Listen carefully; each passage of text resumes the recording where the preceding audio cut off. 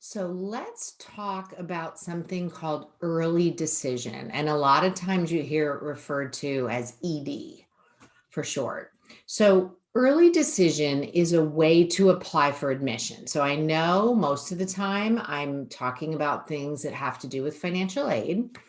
And I am going to tie this discussion into financial aid as well. But this is a hot topic, right? A lot of kids are thinking about applying ED to different schools. So again, this is a way to apply for admission. There will be financial aid deadlines tied to it if you apply ED versus other ways. But what I want to talk about today is what is ED and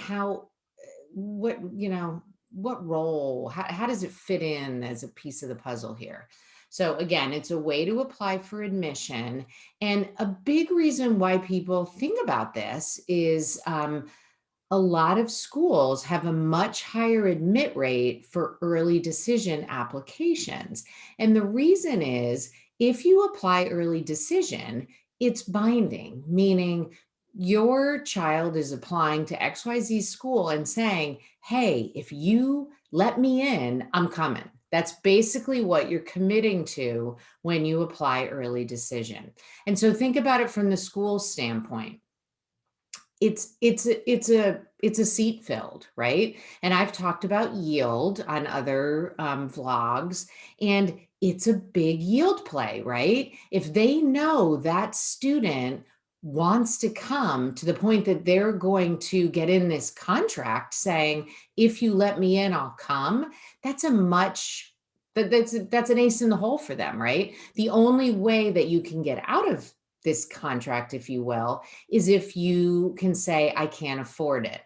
And we'll talk about that in a minute, but there's no reason why you should ever apply ED. Let your child apply ED without doing your homework and knowing if you can afford it. I personally think you shouldn't let your kid look at any schools without doing that homework, but even more so with early decision, because you really are committing to that college that, yes, my child is going to come, and the student is committing, yes, you are my number one choice. I want to call your school home in a few short months. And yes, I'm going to come. So you don't want to do this lightly, and you really want to do your homework. Just to give you an example, when I say that admission, it can really help on an admission side.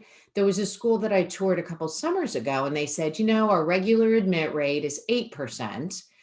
But for ED kids, it's about 23%. So that's almost 3 times more likely that you'll get in. Now, that doesn't mean, and this is not my area of expertise, but I'm going to say this anyways, it doesn't mean that if you're not really a kid who's going to be successful at that school, they're just going to let you in because you're applying early decision. It doesn't mean that. But it does mean if you're a student that's going to thrive at that school and you're making that commitment that you're going to come, it makes a lot of sense, right? It's good for their yield to accept those kids, because those kids are more than likely going to come. Most of those kids aren't going to say, oh, I can't afford it, right? So let's get into that piece. As I said, there's no reason why you should be even considering applying to a school ED and then realize later that you can't afford it. Do your homework.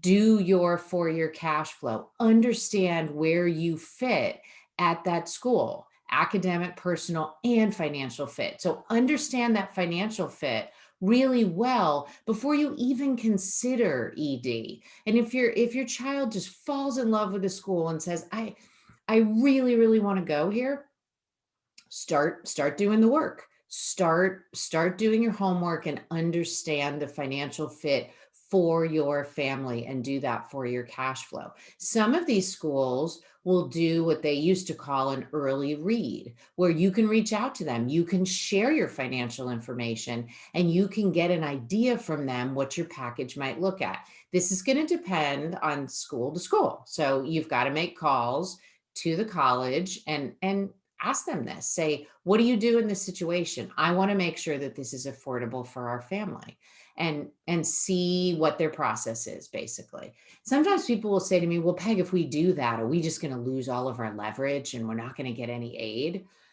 What I see in practice is if it's a school that meets 100% a need, they're going to meet 100% a need. If they're going to accept your child, they're going to do what they always do, and they're going to meet 100% a need because that's what they do.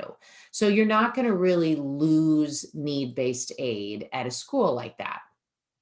Other schools that don't meet 100% a need, it's not like they're going to say, oh, well, this kid's definitely coming, so we're going to give them nothing. Because think about it, then the family's going to say, well, this isn't affordable, and they don't come. And most colleges, that's not their deal. That's not how they function, right? So you might lose a little bit of leverage because you're basically saying we're coming. You're gaining leverage on the admission side. You might lose a little leverage on the financial aid side.